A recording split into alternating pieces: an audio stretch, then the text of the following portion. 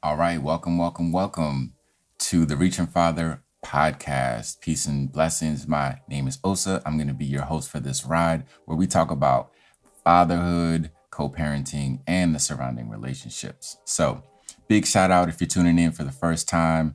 And this isn't your first time, that's even better, actually. So, thank you for coming back and joining me. Now, if you made it through episode 2, big appreciation and big shout out to you. Episode 2 was rough. We got in there with talking about sins of the father. It's a little bit different perspective than what it may sound like, or maybe it wasn't. However, we went in. So thank you for sitting through it, listening to it. Thanks for the feedback that you gave. And I appreciate some of y'all that spoke to me. Again, if you got any feedback anytime, reach out to me, reachingfatherpodcast@gmail.com. Also on your social media places like Instagram, and leave a comment on the YouTube, all that good stuff, man. Like, comment, share, y'all know what to do. It's the internet, right? We've been at this for a while. So show some of that love to me, and I appreciate anybody that already has. Now, speaking of sins of the father, let's just go ahead and let's just attack the elephant in the room real quick. I'm not even going to say too much about this Will Smith thing, but he's a father. So I guess so, right? We all know what happened. I really don't want to talk about it. I just want to share my quick 2 cents. I think I've got a couple of different angles on this. I think to the women out there, I think that I don't think that this was about y'all, like black women and stuff like that, and protecting black women. I don't think this has anything to do with that at all. And I think it's a little bit kind of self-centered to take something that has to do with Will Smith and his wife only and like think that like he was thinking about the rest of y'all when he made that decision. I don't really think that. Nah, that's a stretch. That's a stretch. I mean, and it sounds like he has to deal with a lot. And so I think he only has the capacity for one crazy woman. I think that like most men who decide to get married, I think they only have the capacity to deal with one crazy woman at a time. And so, if that's his choice, then that's who he's rocking with. That's who he's going hard for. Like, I don't think it has nothing to do with the rest of any of y'all. Like, not even close. I don't think that was any kind of statement, anything. I think that this just was a personal decision that he made and he went through. So, that's all I'm gonna say to the ladies on that one. Now to the guys, I mean, look, as a man myself, I don't pretend. Like, usually when I see things happen, I mean, more often than not, I don't pretend like that I would always make better decisions, because I don't really think I have a hold or handle on that all that well. Would I have done that in that situation? Probably not. But I mean, I don't really understand the whole entire situation. Here's my measure for this is my measure for manhood, and like what I think makes a man. I think ultimately at the end of the day, what makes a man is his ability to not only make decisions, which is very important. Good decision making is very important. However, I think also too is being able to deal with the consequences and repercussions of those decisions. And I mean, I know a lot of people are saying that, or some people, I guess, are saying that it was a emotional reaction, which I guess it was to a degree. I don't think it was to a very large degree. It seemed very thought out, and maybe I'm just giving Will Smith too much credit. But I think he's at least as resolute as I am. And so the distance that he walked from his seat to Chris Rock, for somebody like me, let me just say, for somebody like me, that was a very long time to think through what he was about to do. Like, in my world, I can think through at least 5, 6, 7 scenarios in that time with what I'm about to do. Now, once I get up out my seat, I've committed. It narrows the pool. I mean, everybody got all these ideas about what they would do differently. But once you got up out your seat, half of your ideas out there in the internet world, they're out of play because you got up out of a seat. So once you get up out of your seat, you've only got a finite number of choices at that point. And I think that Will Smith is intelligent enough. Well, I know I am, but I just think he's probably a little bit more seasoned than I am, and he's a little bit older than me, so I give him that much respect. But I think that that's enough time for somebody like him to think through it and think through the options and really be firm in what he decided to do. Again, I'm not here to comment on if it's right or wrong. Whatever. It is what it is. Like, he decided to do what he did. And I'm sure he thought about all of the potential consequences and he thought through them. Now, that's what he was willing to do in that moment. And that's what he did. And he seemed like he was just prepared to deal with the consequences. So just on that, I respect it. I think the last thing I'm going to say about that is the reality that most people, I haven't really heard a lot of people talk about is the fact that many men wish death upon me, blood. No, just kidding. But many men in that situation before this incident, the incidences that we've seen with Jada in the past, just the stuff that he's had to go through with Jada, just the little stuff, and just even me, I'm not even very pop culture aware, but just the stuff that I've seen, I know, well, I would say very confidently, like just with the little stuff that we've seen in the public eye, I mean, that would, and that is destroying a lot of men. That's destroying a lot of men. I mean, just what is that? The August Alsina, whatever that guy's name, just that alone, I know that would send most men into depression and spiral downwards towards suicide. The reality is that what Will Smith had to deal with even before that would make most men crumble. And that's just if those things just happen to them, let alone if those things happen to them and millions of people were aware of it and watching. He was actually, dealing with a lot psychologically, and we don't really put enough emphasis on the fact that if he was dealing with that much and he decided to make that moment the time that he got a little bit aggressive, I mean, for somebody dealing with that, he did pretty good, if you ask me, because in my opinion, most of the men that I know couldn't handle all of that to begin with. Man, honestly, I ain't gonna fake like I got all the answers, because if I did, the world would be in a better place. You know, I know one thing, though, is that I know a lot more than when I started this journey. And most of what I know about fatherhood is organic, it's instinctual, you know, and I believe some of it's from the outside, but a lot of it comes from within. And it seems like you can only reach those levels by actually doing it.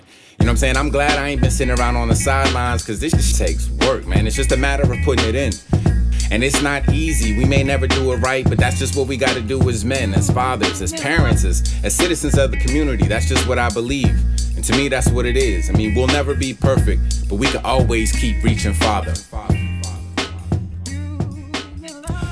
right, welcome back. Yep, that's our theme song right there, reachingfather.bandcamp.com. Please check that out when you get a chance. Support the podcast by leaving a donation if you'd like to do so. And just share it if you respect the bars. You know what I'm saying? If you like bars, just go ahead and just share that joint with somebody who you know or a father that you love. Just go ahead and just share that joint. You know what I'm saying? I appreciate it. I really, really appreciate it. All right, look. All right, let's get into it. Okay, this is where we at. So there's this thing, a philosophy that I came up with. It's called Bones Through the Nose philosophy, right? And I gotta give a shout out to my man Ak over there at Ak Nation TV on YouTube.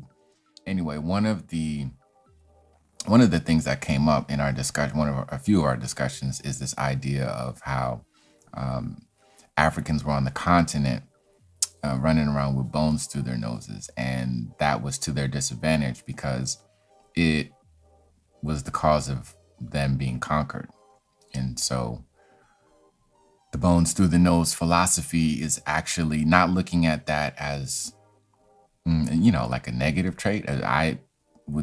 My viewpoint, it's actually a very positive thing what we were doing.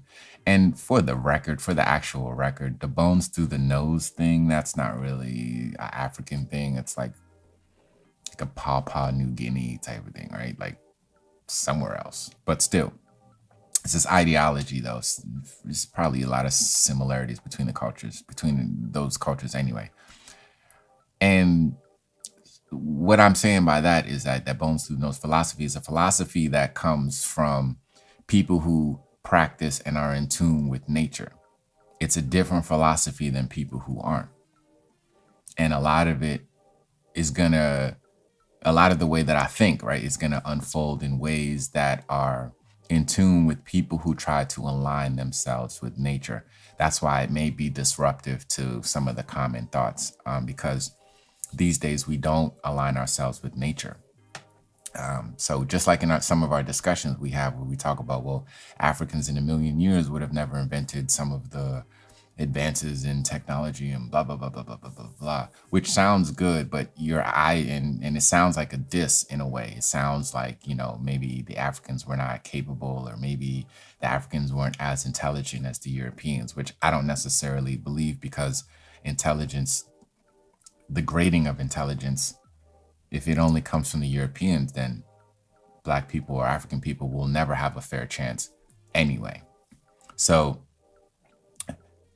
the reason I mean, I agree though that, like, in a million years, Africans probably would have never came up with some of these advances, the same way in which a deer never would have came up with any of these advances. In a million years, a lion wouldn't have come up with any of these advances in a million years, right? The elephants or tigers wouldn't have come up, frogs wouldn't have come up with these advances that these so-called humans have made in a million years. And for that reason, the earth probably would last it a million years longer, because at this rate, we definitely not looking at a million years. At least that's what the scientists believe. Anyway, I just want to point that out, because that's where a lot of my thinking lies. And so some of these thoughts, like, they don't, like, to attribute some of our characteristics to animals and stuff like that, it doesn't offend me. I watch a lot of nature documentaries. I love animals from a distance, and I love nature documentaries and things. So it doesn't really offend me to align myself with the things that God put on this earth. That's just my opinion, and that's my philosophy on a lot of these things. So as you listen, just keep that in mind. And that's why I wanted to explain the Bones Through the Nose philosophy, where it comes from and how it applies. All right, so now let's get into this movie. Actually, no, real quick, I got to share a quote. I got to share a quote from the late, great DMX. And he had that song, the Rough Riders Anthem. Y'all remember that joint. You have to remember that joint. Stop, drop, set him down, all that good stuff. So I think it's like the last line of like the first verse. And he says, put my shit on tapes like you busting grapes. Thought you holding weight, then you haven't met the apes. The apes usually refers to one's crew or some really tough guys. So, that's how it is on the streets. And like, there's a huge disconnect between the street culture and then like the intellectual culture, I guess. I don't know what's not the streets, but like sometimes there's a huge disconnect, because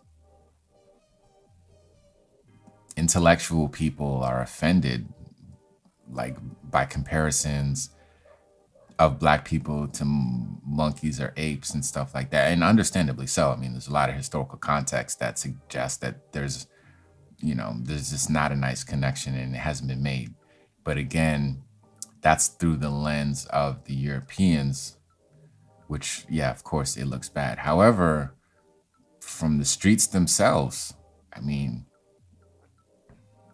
they're just called apes. So some of these guys are called apes. And so I don't knock it. I mean, it don't hurt my feelings. I mean, I'm well enough to, whereas a movie about apes and any similarities is not going to offend me. So if it offends you, oops. Anyway, let's get into it. The Rise of the Planet of the Apes. Oh man, I'm just reaching for the case. I got the whole joint. I got it's a three-part jump. I got the whole DVD set. I really love this movie. I really think it's just great. I think it should be studied and discussed more, especially in certain circles. But just generally, the movie only got it really only got awards for like costume design, which was great too. But the storyline, the dialogue, which is strange to even say because a lot of it was in sign language, or a significant amount of it is in sign language, but still the dialogue is just impactful. The storyline, the characters, the character development. I mean, I don't know. I don't know much about like movies and why they award movies and stuff like that, but dang, they they slept on this one. Y'all slept on this one.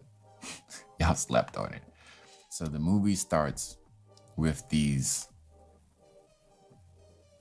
black and brown beings being abducted from Africa.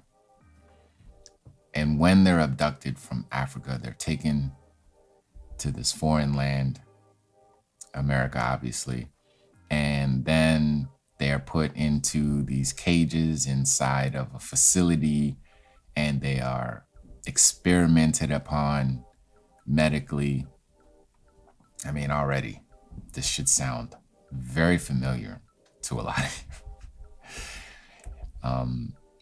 And so there's this company, the company that's doing the experimenting, which is ran by a black man, ironically. But it's also, very likely in these days and times. But this company, which is ran by a black man, is experimenting on these apes, and is trying to make all this money from this new experimental drug, and he's all about the money. He's focused on the money. And then there's the protagonist, the main character. I think his name is Will. They call him Will. He's in it for more, I hate to say humanitarian, but let me say personal reasons, because it's not. They're experimenting on apes, so it can't be all that humanitarian. However, it's personal reasons, right? He's looking for the cure for Alzheimer's because his father is dealing with that in the movie. And so what happens is that one of the apes, one of the, brightest apes, bright eyes is what they called her,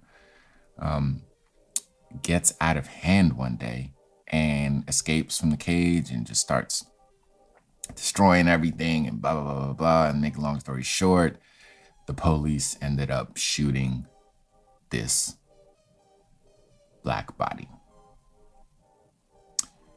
Then, after the police shot and killed this black body, this black bodied ape, they realized that inside of the ape's cell, or let's call it a cell for lack of a better phrase, inside of the cell was a baby ape.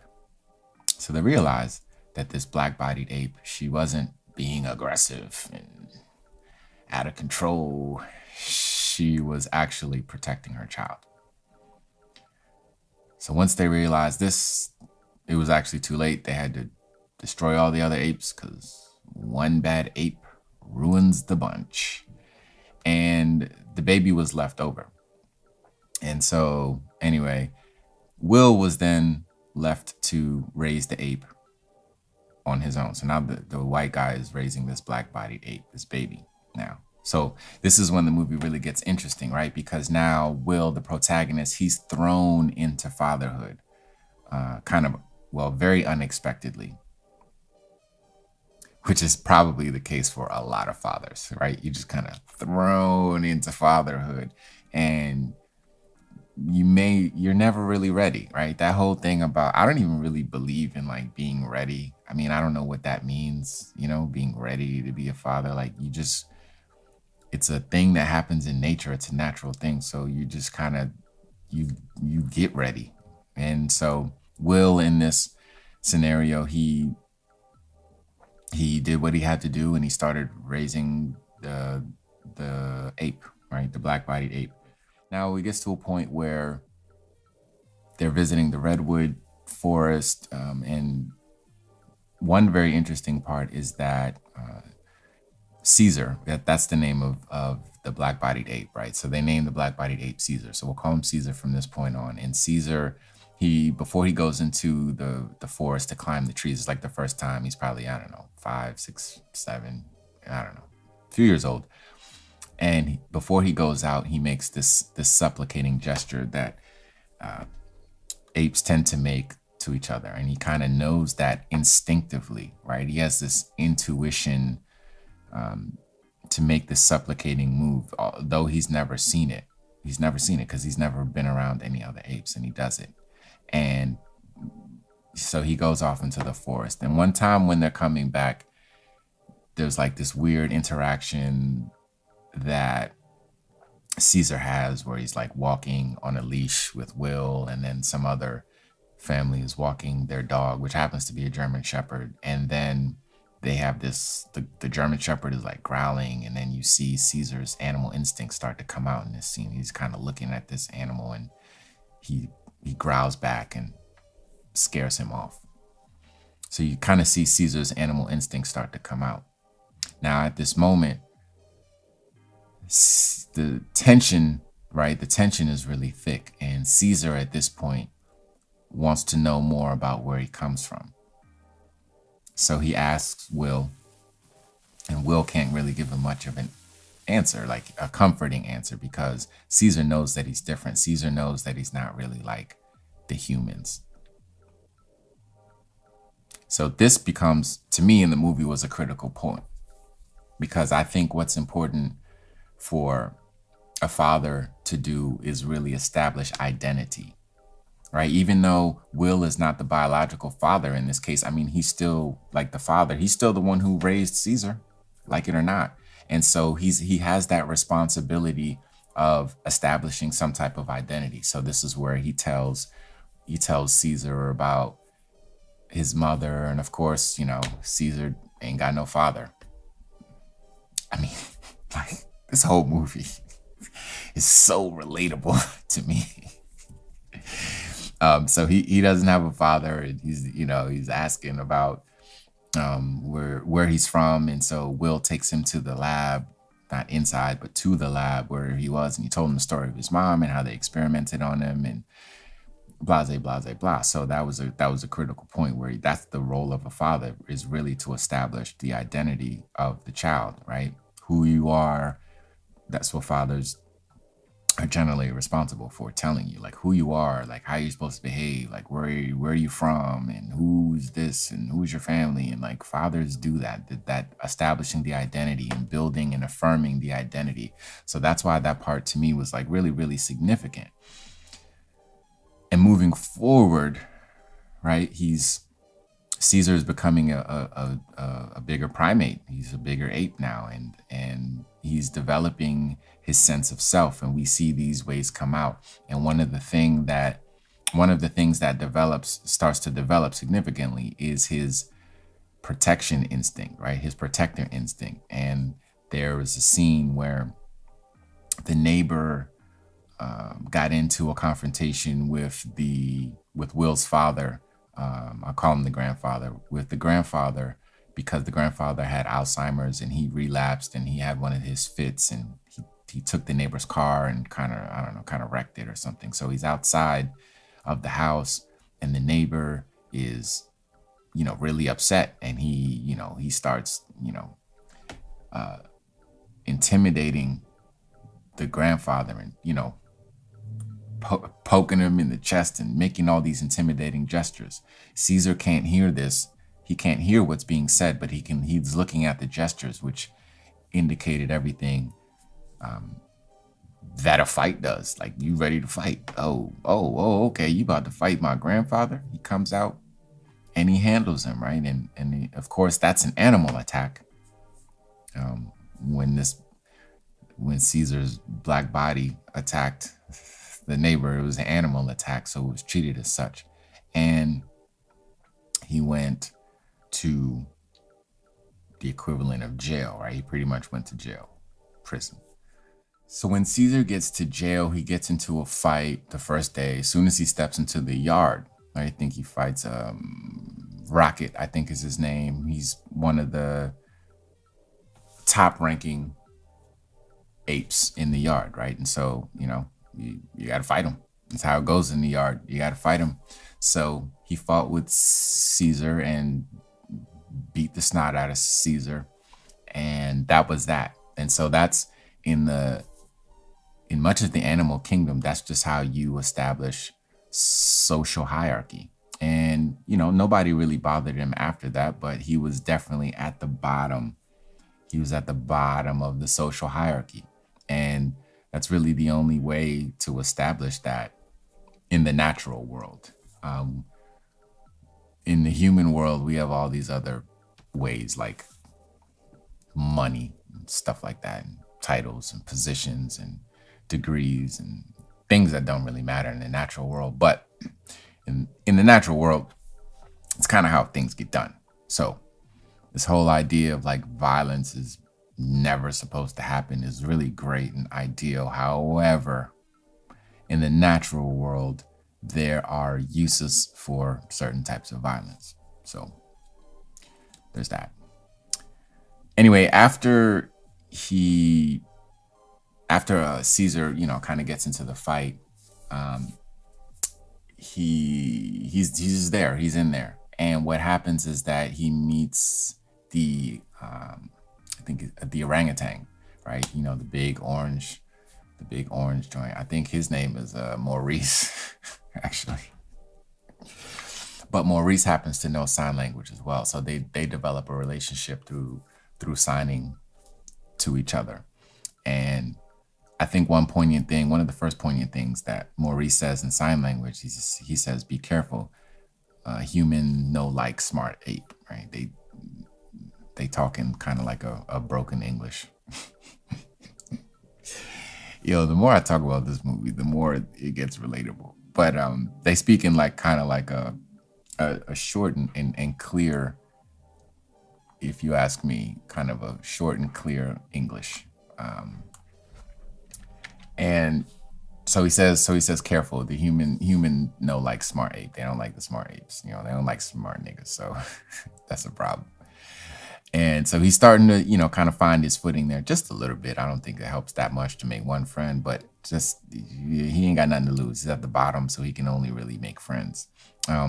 So then he gets a visit from Will at some point, and he realizes he's still not going home, and he was hurt. He was really hurt by that. That was maybe his first visit, and they were like, "No, we can't take you home yet." So at this point, you can see Caesar start to become more hardened, because it's like now he's like, "Oh, you got me stuck in here with these apes. Oh, it's crazy." So he starts to think, right? He starts to think about how to establish a higher state of social dominance, or a higher place in the social hierarchy. So he finds a way to sneak himself out of his own cell, and he goes and the first thing he does is he frees the gorilla. The gorilla is in his own cell, solitary confinement, in the middle of the yard, or not in the middle, but in the corner of the yard, and he sneaks out and he lets the gorilla go free. So with that, he's instantly granted almost any type of immunity, right? You let the biggest, strongest ape out of the cage. I mean, you good after that. In any yard, you'll probably be good. So after that, he lets Rocket out of the cage. He gets him into the yard, knocks him upside the head, and instead of whooping him, he could have whooped him. Caesar could have whooped Rocket, right? Caesar could have got back at him and beat him up again. But instead of doing that, he chose not to. He showed compassion. A very strong character trait, if you ask me. He showed compassion and didn't whoop him. And on top of that, the big gorilla made Rocket bow down to Caesar. Now that puts Caesar way up in the social hierarchy. Way, way, way, way, way, way up. Way, way up. Now, because and everybody was around to witness that. All the other apes well, they were in cages at the time, but who would normally be in the yard, they could see this interaction happening. And so they all witnessed it.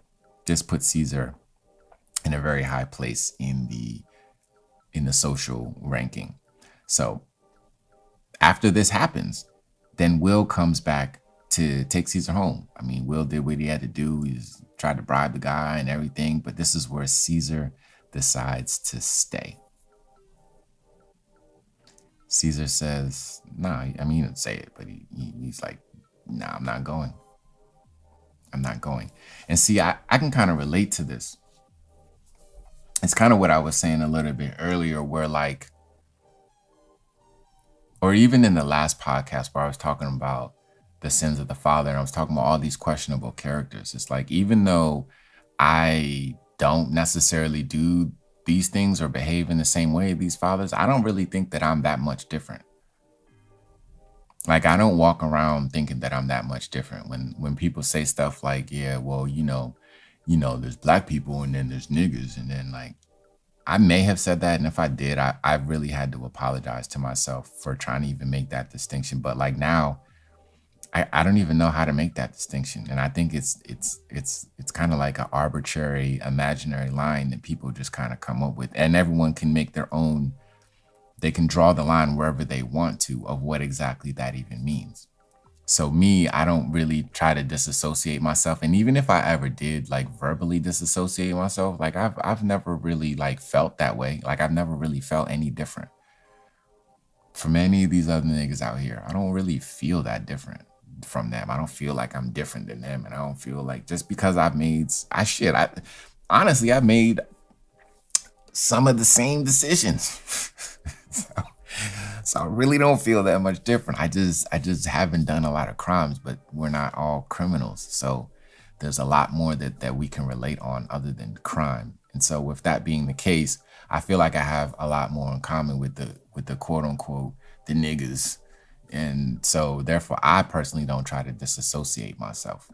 And I like in this movie how Caesar, he didn't. He closed the door, and he got acceptance. He got acceptance from the white man and everything, which is what so many people consider validation. And he got that, acceptance from the white man to say, hey, you know what, come back. Like, you don't belong with them. And he closed the cage on Will. He said, I'm gonna stay here. Now, I thought that was a very significant part of the movie because it's clearly establishing himself, and he's clearly found his identity, and the father gives you an identity. However, as a man, it's important to make it your own and live by the principles, because you ultimately you get to create yourself as a man. Like, once after you're not in your father's care anymore, which he wasn't. He was in jail. He made his own. He became his own man, so to speak, right? And he's still an ape, but he became his own man. Caesar became his own man, so to speak, and that's really, really important, especially when you talk about the foundations for fatherhood. And like I said in the last podcast, I don't necessarily think that we need more fathers. We need better men. And so I like how the I like how Caesar actually was building himself up to be a better man and be amongst his own people.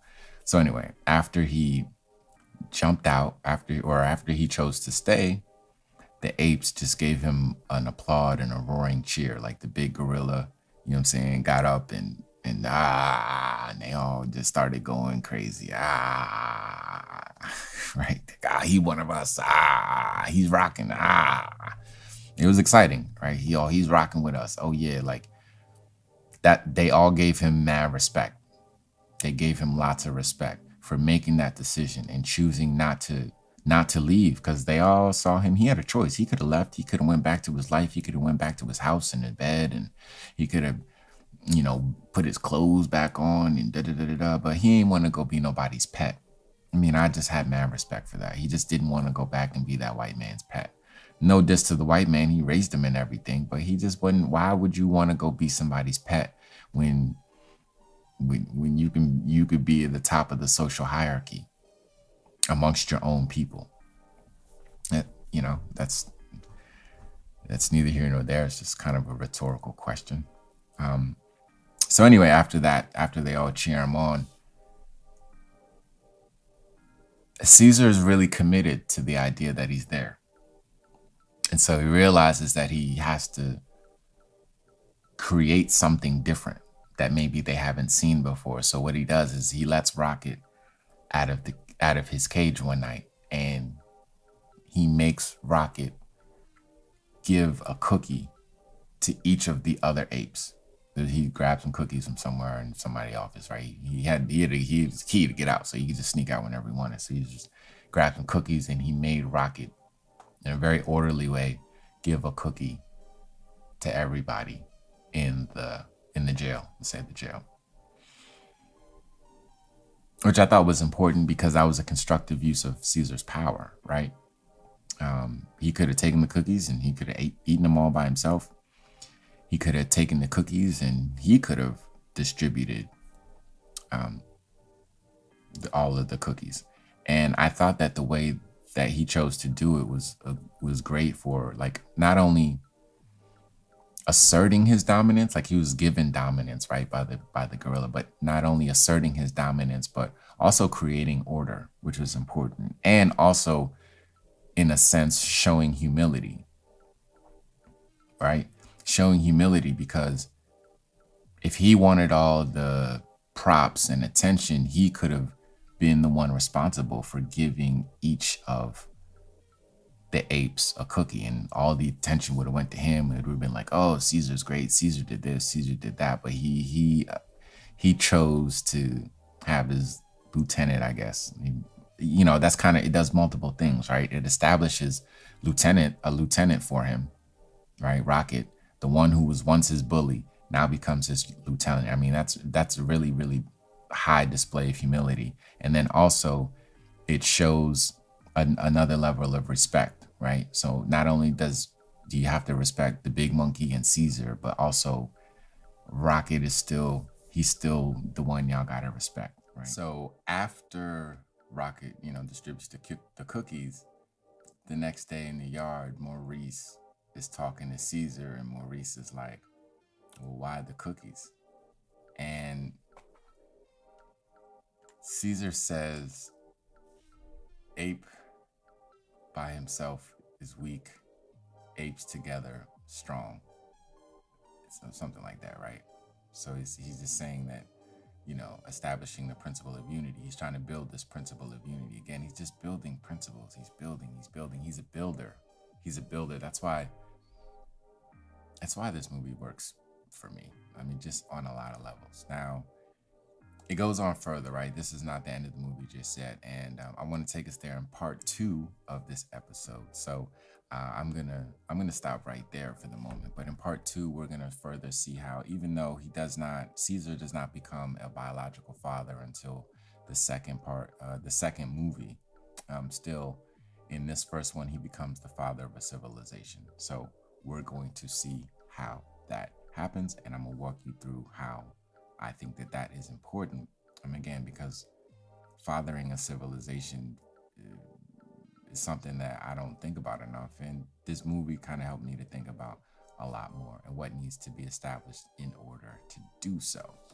All right, so next episode is going to be part 2, obviously very self-explanatory, but before I get up out of here, I do want to suggest a reading. And I just thought about how cool this was. I didn't plan it this way, but this book actually is kind of similar to the movie. Not that similar, but the premise is kind of interesting, which is, well, the name of the book is called Of Water and Spirit. It's by Malidoma Somé. It's actually a story about how he was educated in Europe and then came back to his people in Africa. I forget which country in Africa, because there are at least 54 or like 58 countries in Africa, because Africa is a really big continent with a lot of different countries, and each country is actually really diverse, and there's a lot of different ethnicities within each country, and that's how you end up with 2,000 languages on the planet. So I don't 2,000 languages on the continent. I'm sorry, the continent of Africa alone, there's 2,000 languages. And so I can't remember which one Malidoma Somé comes from. However, he has to reintegrate back into that society from being educated by the Europeans, which is actually kind of the premise of this movie. It's really interesting. So that's a good read. If you're interested, definitely check that out. I think it's available in most places. So get that. Do yourself a favor. All right. With that, I'm gonna let y'all get up out of here. Thank you for tuning in. This is the Reaching Father podcast. I am your host, Osa. Peace, and I'm out.